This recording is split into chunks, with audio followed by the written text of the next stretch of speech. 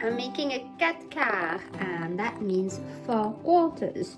So the main 4 ingredients are butter, eggs, flour. I always use plain flour, and if you use plain flour, you need some baking powder, but you could use self-raising flour, no problem. And sugar, any kind of sugar will work. This is the one I like to use. You need 2 mixing bowls, your mixer, and scales. The beauty of this cake is that you can make it with 2 eggs, 4 eggs, 6 eggs, it doesn't matter. You start by weighing your eggs.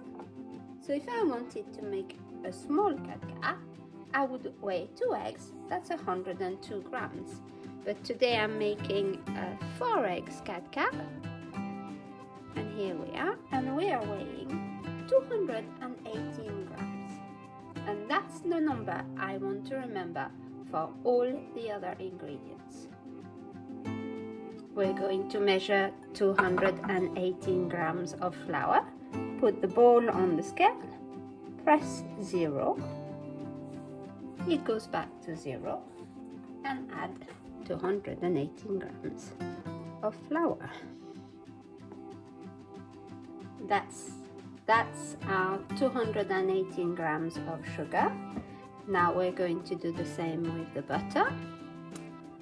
We're going to start at 0.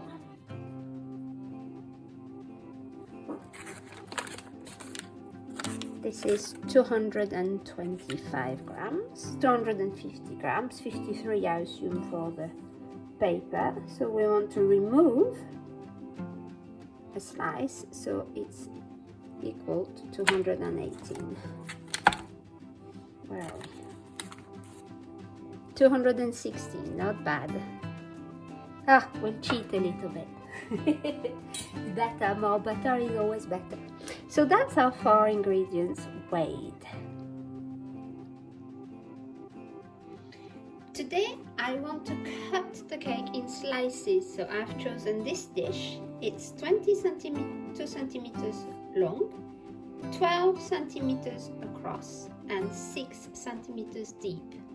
And because I am in a hurry, I am going to use one of those ready shaped baking paper. How cool is that? Step 1 is to melt the butter. So we're going to cut it into pieces so it melts quickly and evenly. We're going to melt the butter. I do it in the microwave. You can easily do it in a bain-marie if you want. We're going to go microwave, and I'm going to do it 30 seconds at a time. That was 30 seconds, not much has moved. We'll put another 30 seconds.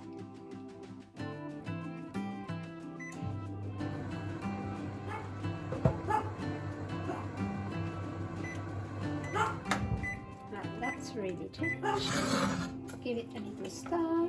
Oops. Bibi. Shush. I think it's going to finish melting, so that will be enough. So the butter is almost all melted. There's still a few little bits, so we're going to keep stirring until they've disappeared. It's warm enough anyway. Make sure they're really melted, or as close as you've got the patience to. Then we're going to add the sugar, and we're going to mix until it's nice and creamy.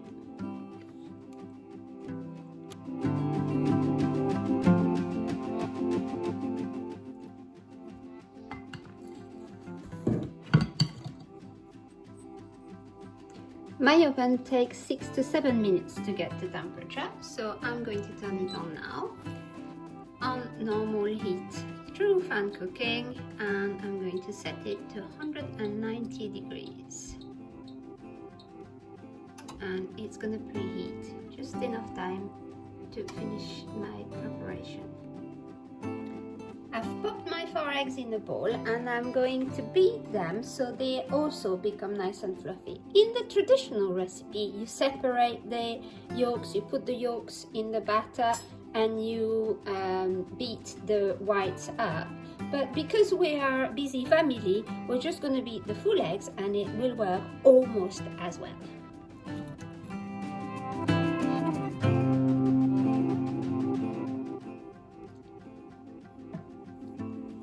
Mix it in the butter and sugar mix.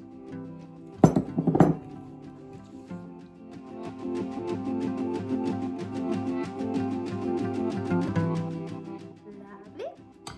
And now we're going to start adding the flour. A little trick with the baking powder. Now this trademark says 3 sachets of baking powder for 225 grams of plain flour, which is exactly what we had. But before I mix it with my flour, I'm going to take it out. That's a lot. Gosh. On a plate like that, and I'm going to just make sure that there is no lumps in it, like that.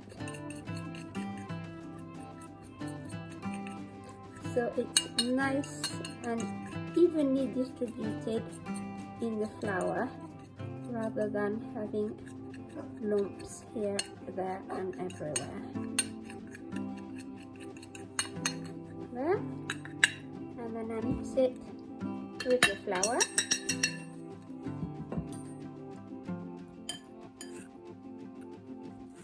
So also to make sure it goes evenly into the paste. There we are. We're going to add the flour to our mix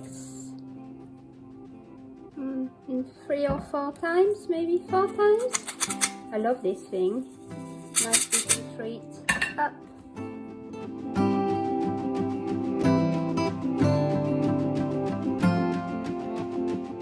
It's 1 lot of flour.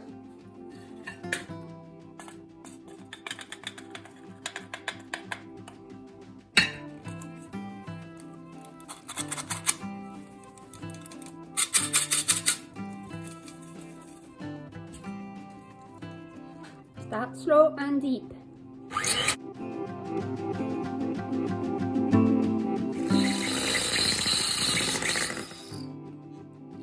This is where you start seeing the quality of your mixer, because mine is screaming but it's still going.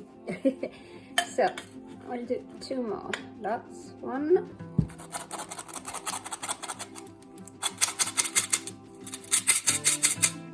So it's very noisy, my mixer, but I have had it for 10 years and it's still going, and it will struggle in a minute.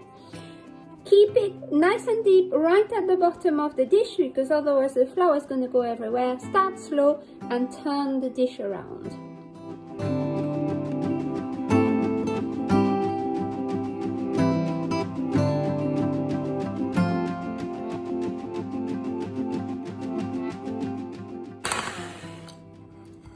Starting to look very good. Last lot of flour. If at this stage your mixer is dying, you can finish by hand with a spoon or one of these, no problem. Don't kill your mixer. Nice and deep, very slow.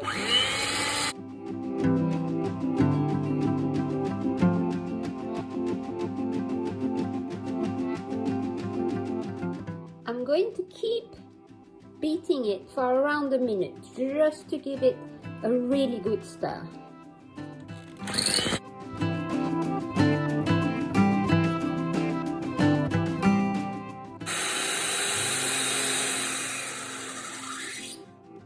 Et voila! Now we're just going to pour it into our bowl.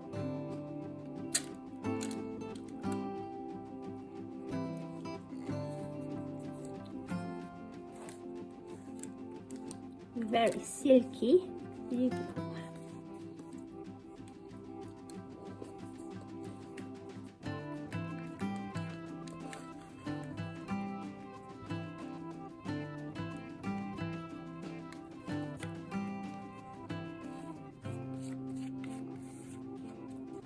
That's why you need a child to hold the dish.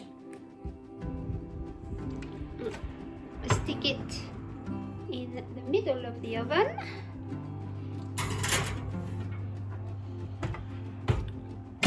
And to start with, we're going to put it for 35 minutes.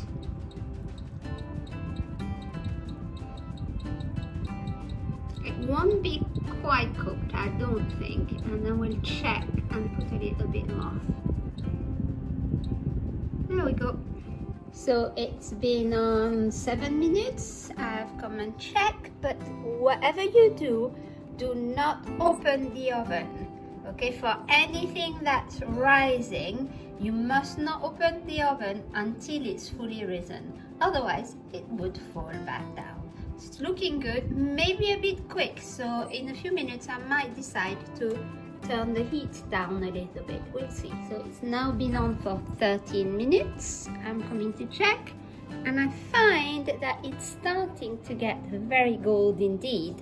So I'm going to turn the temperature down to 180 just to make sure that I am not burning the top of my cake and cooking the inside properly. A nice little trick if you want to freeze individual slices of the cake is to separate them with greaseproof paper. Cut it into long strips first, around the size of the slice. Doesn't matter if it's a little bit small.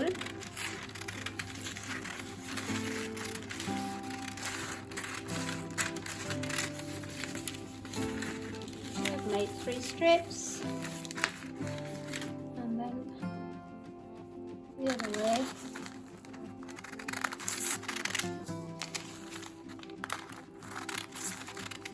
If I don't make that many slices, I'll have some left for next cake. It's been 30 minutes now and it's starting to look pretty good in here. I'm going to check, so I've got a metal skewer here which I'm going to use to check how cooked the cake is. Let the steam out because I'm wearing glasses.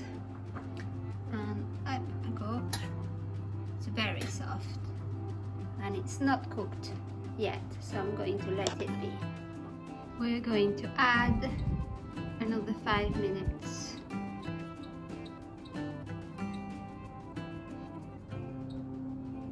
And see what happens. Time is almost up. I've got my clean skewer again.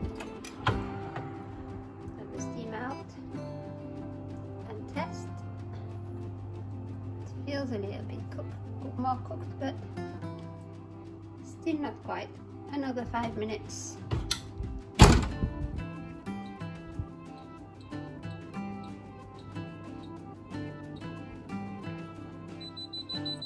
So the oven says it's ready. Let's see if it's true.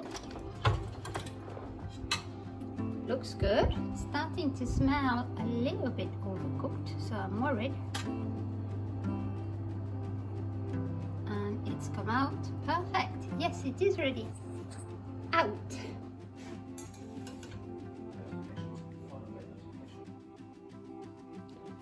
So we're going to take it out of the baking tin.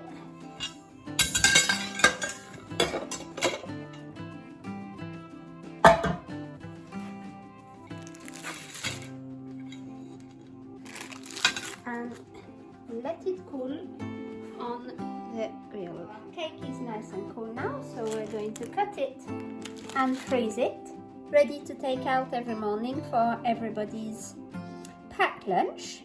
I'm making adult size portions, so obviously for children you can make them a bit thinner.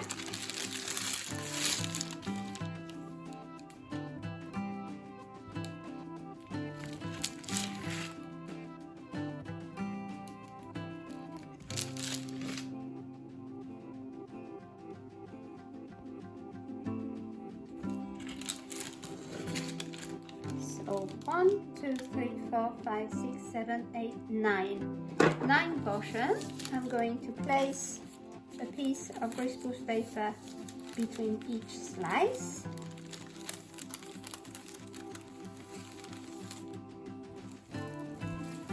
Now they're nicely separated. I'm gonna pop it into the freezer bag.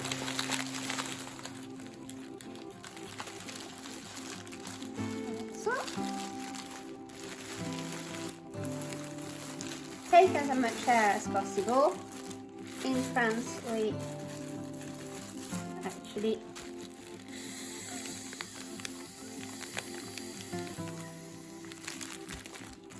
take the air out, put a knot, label it in the freezer. Every morning, take a slice out, put it in the lunchbox. It will defreeze by the time it's break time or lunch, and everybody has a lovely slice of cake for their lunchbox. Bon appétit les amis!